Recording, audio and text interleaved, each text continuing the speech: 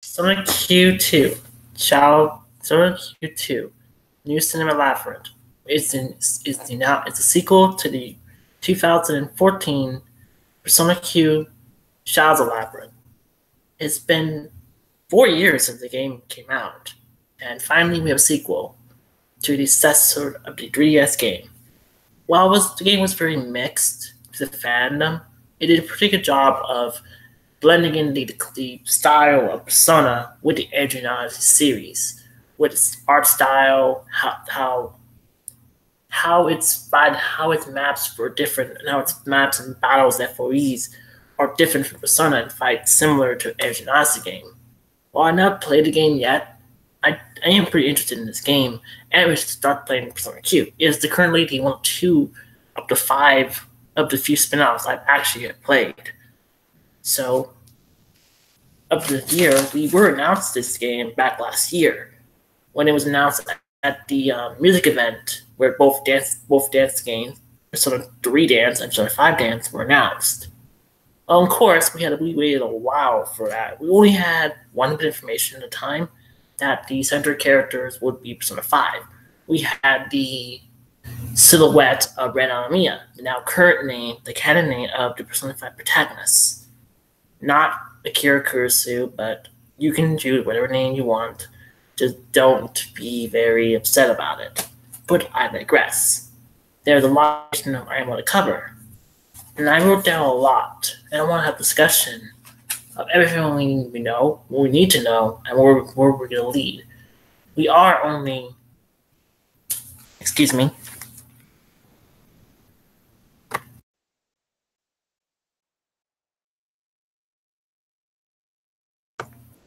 Sorry about that, I had to cough. I didn't want to cough into the mic.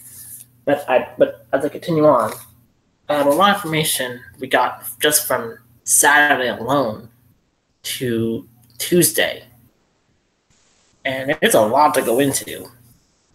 Our new characters, the return of a familiar face, how the story is structured differently from the first Q, and the question is this story canon?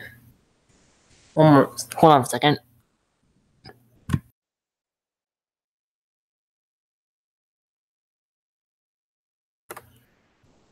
Sorry about that. And as I just said, how this game is canon or not. So, let me begin. So we have our 2 new characters, Hikari and Nagi.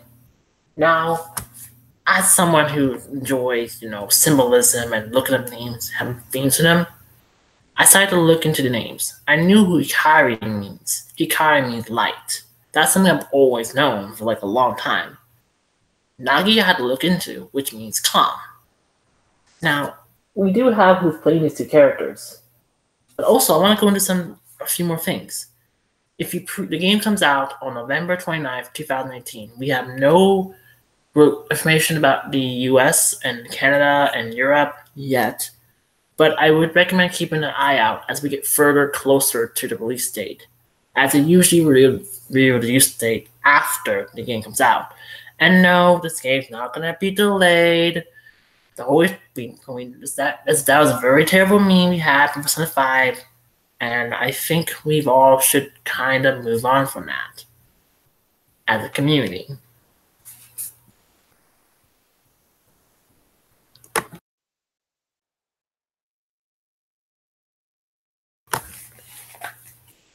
So if you pre-order the game from Amazon Japan, you get 9 DLC songs from the 4 games. Well, 3 technically. You have Mass Destruction, which is the main theme of Persona 3, Wiping All Out, which is the Female Protagonist, which is the main one, which is a certain battle theme from Persona 3 Portable, and Light the Fire Up in the Night from the first Q. Sorry. Next is 4. The songs are Reach After Truth, the main battle theme from Vanilla 4, Time to Make History from Golden, and the Midnight Channel version of Light the Fire Up the Night. So the singers of both those songs are going to reprise or return in this game, of course. But as we probably will know, it will return. But let me now go into Persona 5s. Now, 5s is interesting as it does not have a certain song, but I think that that means this song is going to be used for something else. The 3 songs that are going to be in the pre-order, from Amazon Japan, is Life Will Change, Last Surprise, and Willpower. Willpower is the Awakening Persona theme, but the theme I'm surprised they didn't use is Rivers and Desert, which is the boss theme with a certain boss fight, as well as a boss fight with another character. Now, the reason I'm being vague is I'm going to go with assumption most of you have never played Persona 4 or 5 before. Probably played 3 and 4. So I want to keep it a little bit on the down low. But I will go into some certain minor spoilers, but not all of them.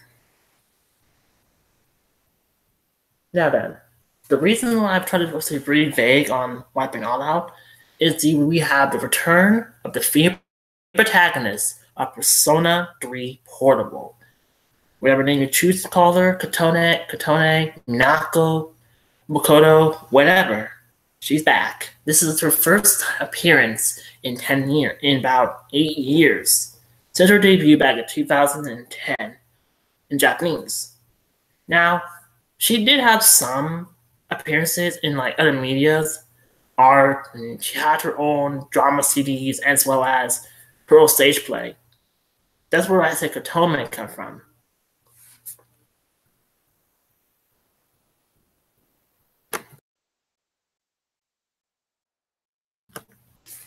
So that's where I got Katome from.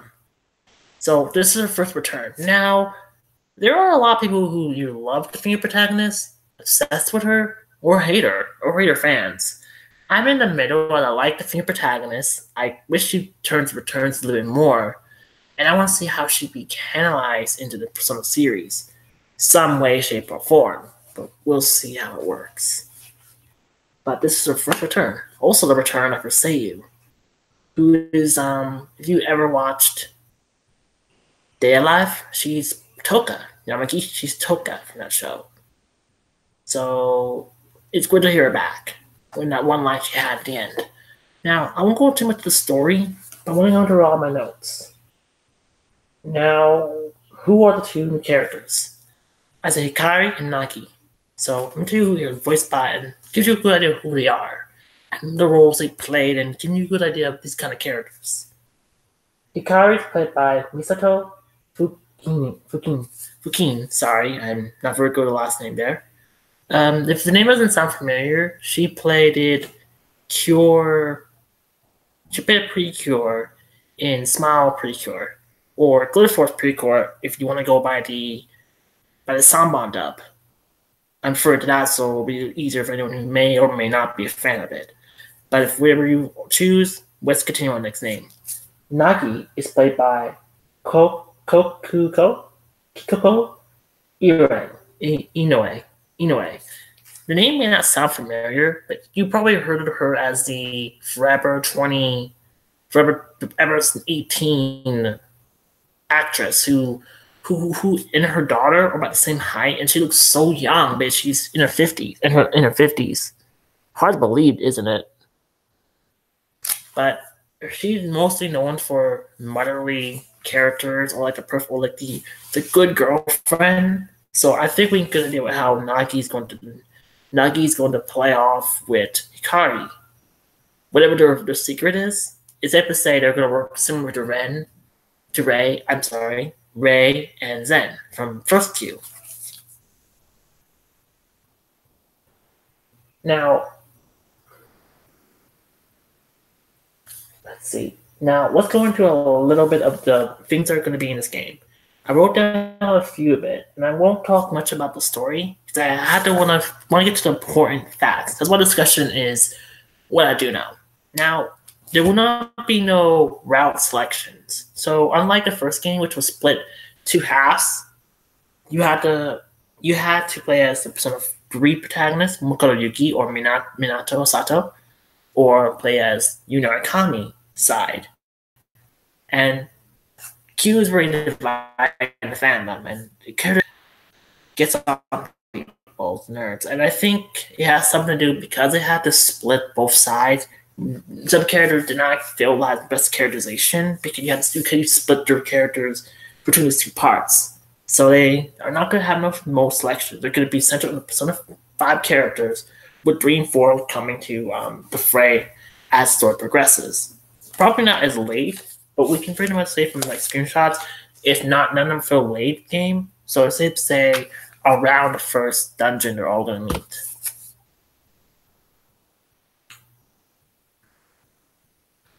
So character interaction will probably be a lot stronger than Q1. And I will say this. I'm 100% certain we're going to see all 4 attendees together. If you've seen the trailer, we've seen Justine and Caroline. We should know Theo, Elizabeth, and Margaret should return. Igor never turns up in the spin-off, so don't expect Igor to kind of make an appearance in this.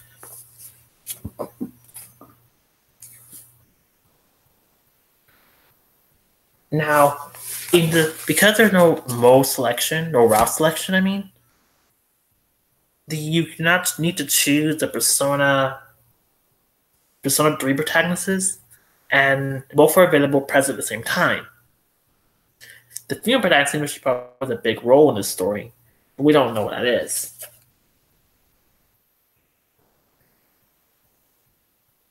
Now, this game is independent. That means you don't need to know much about Persona 5 or the anime to play this. So don't worry too much if you're new to Persona 5.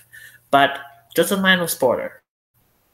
This should set before the Sai's dungeon, the dungeon of Makoto Nijima's sister.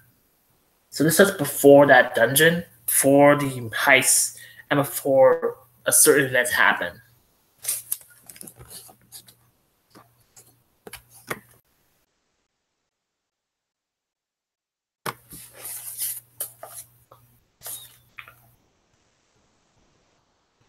Now, you can control all 28 characters, and if you had followed the links to the pages, I did credit to Persona Central, also to Lettuce Sauce, who did the translation, who did a pretty good job with the unofficial sub. So shout out to him or her.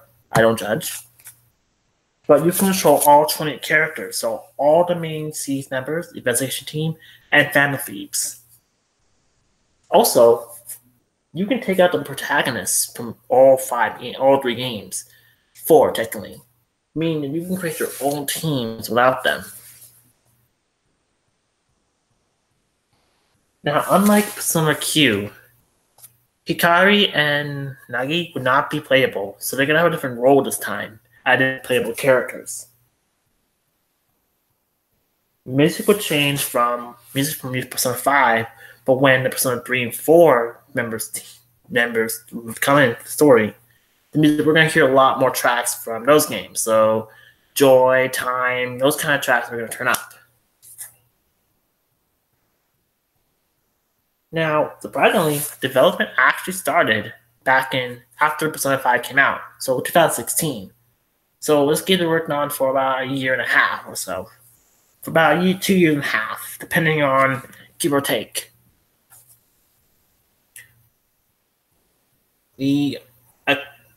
I'm gonna butcher his name. Atsushi Kujan. The composer of Q returns the composer for this game as well. And as of Famitsu scans, the game is 80%. Now then, with that all out of the way, let's talk about the story. Now, from the story, it's safe to assume that the Gun of Thieves, we're investigating something going on in the metaverse. So they found themselves to go into Mementos. They found themselves in a movie theater. This, of course, they met Hikari and Nagi. Things that frequently also run into people who also share the same powers as them. So just like Q, it's finding out who is responsible. Now in Q, each dungeon had a theme that connects to one of the characters in Q. That being one of the characters you meet.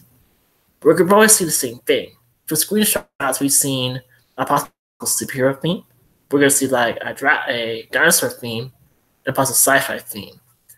I will have to say there's gonna probably be 4 dungeons like last time, and of course a 5th dungeon which will lead to the final boss. That depends if they're gonna keep that formula. There might be more dungeons. Now we're gonna probably say the dungeons are gonna be more themed into like the rules of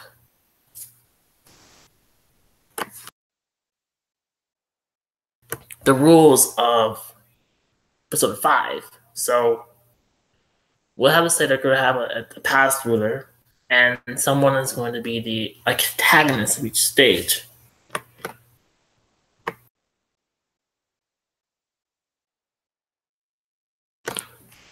And like that, we'll probably see similar kind of thing. In the trailer, we saw what looked like Kamoshida. So, but we know Kamoshida if for anyone who has played Persona 5, no, Kamoshida should have been reformed and be in jail. So something is off. So I expect similar kind of scenes like in Q. We're gonna see probably just the references, and we'll probably see a lot of similar references. It's safe to say, from if you've seen the design of Hikari, she has on her hat, she has like the old like cinema reel. So let's say we're gonna probably see a bit of like oldies movies references. As crazy as that sounds. Now, there's not much to say about it, but if you've seen the trailer, we're also going to see Ren also go against Makoto and Narukami. So it's safe to say that we're going to have a slight conflict before realizing they're on the same side. Now then, let's talk a little bit more about the female protagonist. This is now, as I said, this is a big deal for her to return. Unfortunately, this does going to lead to a lot of can of worms, and a lot of people saying that she's not canon or non-canon or anything else they've said about her. And also how almost a lot of her fans sometimes are toxic, but I don't want to say toxic. They are a bit obsessed with her, and it's noticeable. As I said, I'm more in the middle ground. I do like her character, but I don't think she's as bad as everybody makes her out to be. Yes, her social links were questionable, but does not change the fact that she has some decent ones in the story, no matter how you feel about Ryo or Sayori, regardless. But I'm kind of happy to see what happens. But of course, there is another question: who reprised her going to play the role? If you have kept up with voice actors, Laura Bailey just recently had a kid, so I don't see her coming back for a little bit. Maybe around...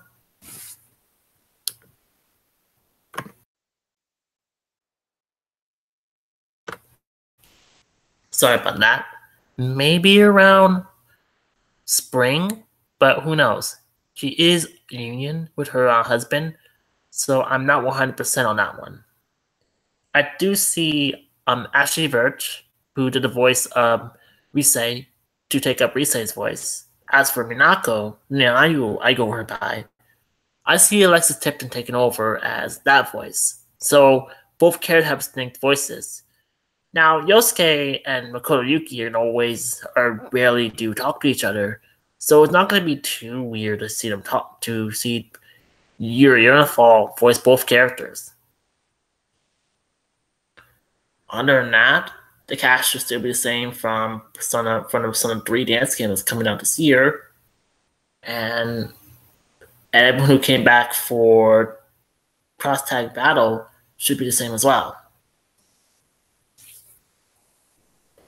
So, I'll let you ask the question. What do you think is going to happen? What's your thoughts on this game? And what do you like to see in this story? Do you think the interaction will be improved? Or will there still be some shortcomings with the interaction like last time? Leave a comment below. Let's have a discussion about this. And if you want to kind of keep up with whatever I find and share that's to do with Persona, you can follow me on Twitter. I usually am just liking and sharing things. I also follow voice actors who, if they announce which returning roles, I'll let you know. I'll let you know in a video. And I do want to do more of this in the future. So That's all you need to know. Just keep an eye out for these kind of discussions. Hopefully, I will try my best to improve them and make a real video. These are just waters. Until I am capable of having the right equipment to do real videos. So just testing my waters right now. And that's really it. If you want to catch up on anything I didn't cover, you can look to the links below, which will lead you to everywhere I've sourced it. And also, I will add the Amazon Japan link. So if you want to go pre-order the game yourself.